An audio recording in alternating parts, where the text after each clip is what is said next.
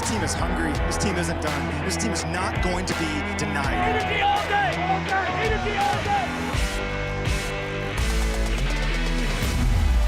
Nick Bolton makes the hit. It's intercepted by Brian Cook. Mahomes gunning it low. Caught!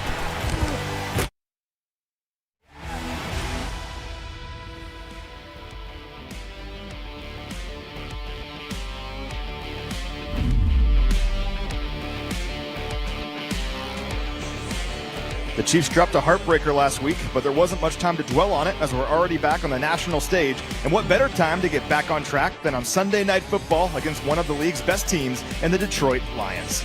We are 2 hours from kickoff. You've waited all week for this very moment. It's finally here. It is time for football in Chiefs Kingdom. Let's do this. My name is Matt McMullen, joined by voice of the Chiefs, Mitch Holthus. This is Field Pass, presented by StorageMart. And Mitch, tough one last week, but we saw some good things. Just a matter of cleaning up the mistakes. Well, the league is so tight, very similar to what we talked about on the rewind after the game, that the margin of winning and losing in this league is so. All three phases had some really good things, and then all three phases were culpable in the loss. So a team like tonight, a team that's won 19 of the last 22 games in the Detroit Lions, you can't have those happen in any of the phase. And so, yeah, a lot of good things happen, but if a lot of good things happen and you still flunk one course, you're going to not make the honor roll. Yeah, just some weird stuff last week. 13 penalties in that game, the most for the Chiefs in a single game since the 2018 season. It's been a while. And, of course, the 99-yard pick six. I mean, that's just demoralizing. You drive all the way to the Jags' 3-yard line, ends up in 7 points the other way. Now, to the Chiefs' credit, they still fought back despite all of that to be in a position to win the game at the very end. Just couldn't get it done. I think that's a good lesson that you can't let a good team like Jacksonville hang around when you make those kind of mistakes. No, and again, there's things that people forget. The 3rd and 15, the Chiefs up 14-0, and a defensive pass interference penalty that was committed in front of the sticks. Even if the catchers made it, wouldn't have been a first down. So that opened the door. Otherwise, the Chiefs are going to get the ball and got the least, I think, up 17-0, probably 21-0. Completely changes the game. And then the other one, with the offensive culpability, is to have possession 4, possession 5. We talk about all the time. You win the toss, you get back-to-back possessions. 3 and out, 3 and out. Well, that's just enough to leave the door open for the Jags. Even if you get field goal, you're up 20-7 in that game. Is completely different. Yeah, those things unfortunately overshadow the good things, and particularly on offense, where the Chiefs piled up nearly 500 yards. They go 4 for 5 in the red zone. Patrick Mahomes was brilliant outside of the pick six. He actually accounted for the 4th most total yards of any player in a single game this year in that one. So he was awesome. I mean, that's 2 weeks in a row now. We've seen the offense we thought we'd have at the beginning of the year. And to get it done in different variety of ways, via formations. We mentioned the attacking the edge, even at the first level of the defense, whether it's flip passes or whatever, with Brashard Smith and Xavier Worthy. Then to see Tyquan Thornton, the 3 catches he made was awesome because they're all 3 different plays. One was a cover 0 blitz. He's got coverage man-to-man, and he's able to make that play against a one-on-one defender. Another one, he goes with Pat on the play. It's the play within a play, knows where to go. And then the other one was spatial relationship to understand where's the boundary, where's my defender, where's the ball. And he made all 3 of those plays. So Tyquan Thornton is growing up right in front of us. Yeah, I mean, you laid it out. We were explosive last week. We had 10 plays of at least 15 yards in that game against the Jags, the Chiefs' most in nearly 2 years. Mahomes got everybody involved, like you laid out. 7 different players recorded double-digit receiving yards against Jacksonville. Hopefully we see some more of that here tonight, but we did get some bad news not too long ago. Not going to have Josh Simmons tonight at left tackle. No, Josh Simmons is not here. He's been ruled out, and it's personal reasons in California. So not having him tonight, and he has grown so much and has been so good week to week. We didn't talk about the offensive line yet because I thought their game last week when I reviewed the video was their best game collectively as a 5-person group since the 0-sack game back in Super Bowl 57 against the Eagles. I thought it was that good. But now without Simmons, you got to look at Jalen Moore. If you're going to go 6 offensive linemen, probably still Caliendo. Wanya Morris has to be ready. This changes a lot. Not saying it changes everything, but it changes a lot in the way you approach this game, especially with Aiden Hutchinson on the other side. Yeah, let's talk about this Lions defense a little bit because their strength as a defense is their pass rush. They rank second in the NFL right now in sacks with 16. And, yeah, Hutchinson leads the way. He's tied for the NFL lead in pressures with 31. How do we slow down Hutchinson here tonight? Well, you can do a couple things. One, you can double team, but the other side is having a big – you mentioned there's 16 sacks. He's got 5. That leaves 11. Who's got the other 11? So, and the other side's involved too. So you can't just completely just double Hutchinson all the time. But the side-to-side horizontal attack is one way of slowing guys down. And the fact that Hutson's such a superb athlete, but we've seen it with the Bosa's, we've seen it with Khalil Mack, we've seen it even with Max Crosby. You get a flip pass, you get an end around, you get action going in front of the eyes of that pass rusher. They have to at least account for it, especially when you have a guy like 4-2 or 4-3 running it in the fact it's Brashard Smith or Xavier Worthy. Because if you just run right by him like McKinnon did against the Bosa in San Francisco a couple of years ago, it's a touchdown. So there's no pass rush when they're just running into the end zone like sticking the tongue out at you like the Roadrunner. And here's the good news for the Chiefs. As good as the Lions' pass rush is, it was kind of surprising when I dove into them and all their numbers. It's the number 17 ranked scoring defense. You would think it would be like top 10. It's not. They've allowed 18 plays of 20 or more yards this year. That's 10th most in the NFL. And this is the 7th worst red zone defense in the league. Now, part of that is they've faced a ton of opponent possessions this year. They've faced 57 opponent possessions, second most of any team in the NFL. I do think the Chiefs can move the ball on these guys, though. And for what it's worth, they're missing some major players in their secondary, too. Well, and to your point, it's glaring that they're tied for 25th in red zone defense, and they're 19th in third down defense. Yeah. Those are the two base subjects when you look at a defense, so it's weird. And then the 20-plus plays you mentioned, they're down 5 corners. 5, not 2, not 3, 5. They are down 5 dudes at cornerback. They signed literally guys off the street this week. They got the Mallet kid who's been around the league, but he was with Houston's practice squad Wednesday. So to me, wow. What do you do? I mean, how sophisticated can you get in coverages when I got guys that are just coming in off the street going, hey, we can't run all the stuff we ran at camp because all the stuff we ran at camp, those guys aren't even here. And you got Rock Ya-Sin playing one corner. Now, the one guy is Amik Robertson, who we talked about. He was at Louisiana Tech. Former Raider. So we've seen him before, too. And the safeties, we're waiting to see how healthy they're going to be. 2 good safeties. But will they have to be vanilla on the back end? You can't get super sophisticated because I can't teach you calc and pass the test on Sunday when you just joined us on Wednesday or Thursday. So the Chiefs, I think, will get opportunities if they protect one more click. Without Josh Simmons, that'll be a challenge. And with that in mind, the equalizer we have to avoid in this game is turnovers. Because if there's one thing that Detroit's defense has done really well this year, it's take the football away. They have 9 takeaways this year, 3rd most in the NFL. And they play great complementary football because if you look at this, they've scored 41 points off of those takeaways, also 3rd most in the NFL. And dating back to the beginning of the 2023 season, these guys are 19-0 when they win the turnover margin. 19-0. That's the best record in the NFL in that situation. Conversely, when they lose the turnover margin, they're only 5-6, much more level playing field. So that's the path to victory for the Chiefs tonight, win the turnover battle. But we talk about Aiden Hutchinson up front. We talk about the decimated cornerback position, but their linebackers are good. Their linebackers will run around. Anzalone will make plays. So a lot of those turnovers Jack come Campbell. from Jack Campbell, the kid from Iowa. Grew up at Cedar Falls, Iowa, home of University of Northern Iowa, but they went to University of Iowa. But the point is, those linebackers account for a lot of those takeaways. Now, it's not only them getting it, but it's a tip pass, or it's affecting the route, which leads to somebody else getting the interception. The linebackers are very, very active and very hard to block. It's exactly what we talked about on Field Pass last week. Don't turn the ball over against the Jags. Unfortunately, that pick 6 was the difference in the game. Can't let that happen here tonight against Detroit because this Lions offense is just way too good to give them second chances in short fields. This is actually the number 1 scoring offense in the NFL right now at nearly 35 points per game. Jared Goff is having a great year. He leads the NFL in completion percentage right now at 75%. What stands out to you about this Lions offense? Historic. We talked about leading the league this year in offense. In point production. They also did it last year, and they were about the same level, 33, 34 points a game. Get this one. If they continue at this pace, averaging 35 points a game, It will be the best in the National Football League since the early days of World War II and the Chicago Bears of Sid Luckman in 1941-42. That's how good this Lions offense is. And they don't have really any weakness.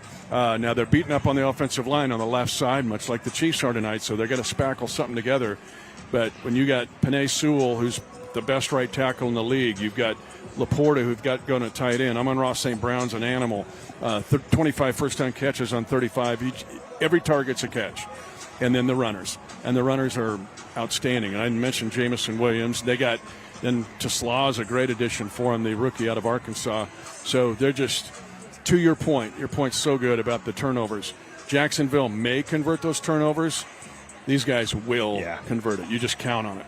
Well, they have weapons everywhere, like you laid out. I mean, so many good players. St. Brown's been incredible this year. Like you said, 0 drops this season. He leads the NFL in touchdown grabs. But, yeah, it begins with their running backs and their running game. I think that kind of gets overshadowed sometimes when talking about the Lions. But they want to run the football. They have 152 rushing attempts this year, second most of any team in the NFL. And they split them right down the middle between David Montgomery and Jahmyr Gibbs. Those two are averaging 4.8 yards per carry combined. The Lions are the only team in the NFL with multiple 300-yard rushers this year. We got to stop both of them. How do we slow these guys down here tonight on the ground? Well, you have to understand, and they're two different guys. Montgomery, although so talented, and let me. This is a perspective here too, and the fact that and Jonathan Taylor's been awesome, right? Leads the league and had played today. But if you put these two guys together coming into this week, notwithstanding what happened today earlier, they've combined for 635 yards rushing. That's 155 more than Jonathan Taylor. Wow. So if you put those two-headed monster together to one, it's nobody's close in the league to these guys, even the elite running backs. Now, you have to be very, very, very conscious of your assignment. I know I sound like Spags here. This is very cliche. But you can't sometimes do it. You have to do it all the time. And this is a team now that if you get too excited about getting a one-gap opportunity, that they'll run by you. Then you got to handle double teams. You've got everybody, it's all hands on deck of handling doubles because their offensive line's good. And they can do a great job of doubling on a power O or an inside run, and then you've got a great runner coming. Assignment sound, being tough, and then you've got to be strong every time. You cannot take a snap off against these guys against the run, ever. Yeah, I'm expecting a bounce-back performance from our defense tonight. I know they're better than they performed last week. I think they'd be the first ones to say that. I'm also expecting our offense to keep pressure on the Detroit offense throughout this game, force them to go down there and score. And one player we're relying on as part of that effort is Hollywood Brown. We had a chance to catch up with Hollywood on our podcast earlier this week. All right. Got a chance to have Hollywood Brown on with us in this edition of Defending the Kingdom. And we talk about kind of role reversal here of taking on a really good team, a Detroit Lion team, and going after them. But I got to ask you about being in the rhythm and the flow of the offense and what it means. 40 targets and 26 catches. To get into a flow, what does that mean? Oh, it's very important. Felt like, since I've been here, battling injuries and, devastated when I got hurt in training camp for me and not even knowing if I'll be able to play week 1.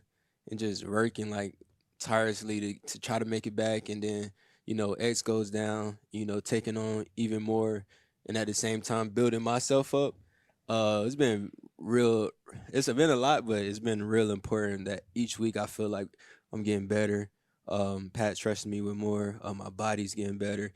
And I feel like I'm playing faster and faster each week. So, like, for me, it's exciting. You got your first touchdown as a member of the Chiefs a couple weeks ago against the Ravens. Yeah. And really the last 2 weeks, the offense seems to really been finding its stride. Nearly 500 yards of offense against the Jags last week. What's been going right for you guys, and how can you keep that going here moving forward? I think it's just, the way we practice, the chemistry we're building, and guys eager to make plays. It's only one football out there. So when you get it, you try and make a play with it. You're trying to, gain another opportunity. And I feel like that's why we mesh so well because we root for each other, so bad. So it's a lot of fun. How much do you feel like, and I've said this, you feel like you're on the 4x100 meter relay team because you got Brashard, you, X. I mean, they keep coming. How fun is that all you get putting all this speed on the field at the same time? Like, it's so fun. It's a great work environment. Even in practice, the way we compete, the way we, who can run the fastest this play or that play. Guys running with the ball, who can run fast across the field to get a block. So it's something special for sure. Didn't even mention Taekwon. I know, throw him I in mean, there. Taekwon's been We got great an this alternate. year. Yeah, right. I mean, it's cool to see his story because like nothing was guaranteed to him going into this season, but he's been great, obviously, for us. What's impressed you about Taekwon this year? Oh man, I mean, I know about Taekwondo since he was in high school. He's from Florida, just like me, and the adversity he done battled, the things he done been through, mentally. I'm so happy for him. I tell him all the time, give God the glory. Give God the glory every single time, because just to be here in this place is special, and to see him make the most of his opportunity, because he has a family. So like, I just smile when I see him every day, because he's such a good person, and his energy, we feed off of it a lot. That brings up an excellent point, though. You've been through a lot, and you've been in this league a while. So how much of a role do you have even off the field in talking to guys, even if it's Brownlee or anybody in that wide receiver room? I tell them all the time, my career, I never dealt with injuries like that in college. So for me to get here, I questioned a lot of stuff a lot of times about, why this or why me and why that. And then I got to a point where like, well, God's put me down this path. He's not going to give me something I can't handle. So, don't worry about the outside noise. Maybe my story is meant to go through these things to come out with something better. So I preach that to the guys that, might not be happy in their situation, might not be happy about something, just to come to work every day.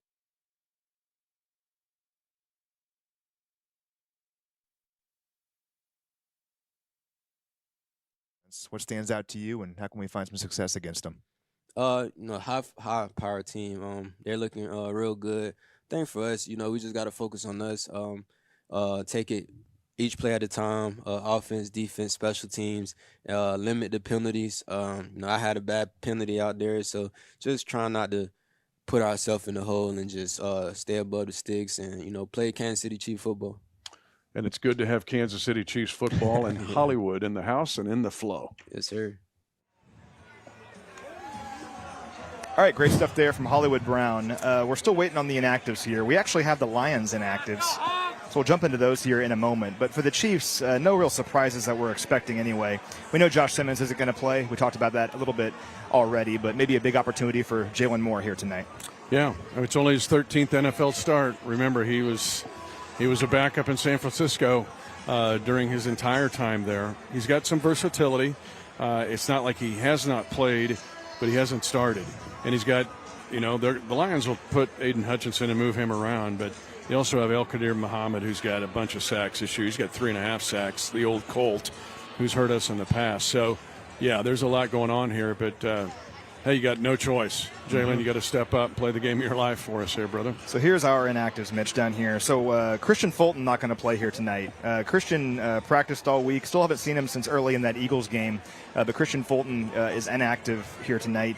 Some good news, though. Omar Norman-Lott, who missed last week with that shoulder injury, and probably could have used him and what he can do in the middle of the pocket. He's active here tonight. So Omar Norman-Lott active, Christian Fulton inactive. And Xavier Worthy had one day earlier this week where he didn't practice, but he practiced on Friday, moved around well. Xavier Worthy is active as well. Yeah, the ankle's just a little weird. It's swell up some, but that's and the Norman Lott thing is really good because let's go back to defend the run game.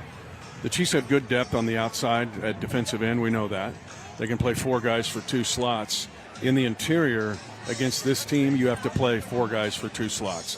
That means you just can't run Chris Jones into the ground. So Tillery's going to have to play and play well. Norman Lott's going to have to play and play well. Derek Notty's going to have to play and play well. So it's about defensive rotation and keeping fresh bodies out there against these guys. Now with Detroit, a long injury list for them. The ones we were watching were safeties Brian Branch and Kirby Joseph. They were both questionable coming in. They're both active tonight. Joseph is an all-pro. He led the NFL in interceptions last year with 9, already has 3 this season. Then Branch is a very good player. His pick 6 against us back in 2023, and the opener was the difference in that game. So they're both active. But like we talked about earlier, starting corner Terrion Arnold, not going to play with a shoulder injury.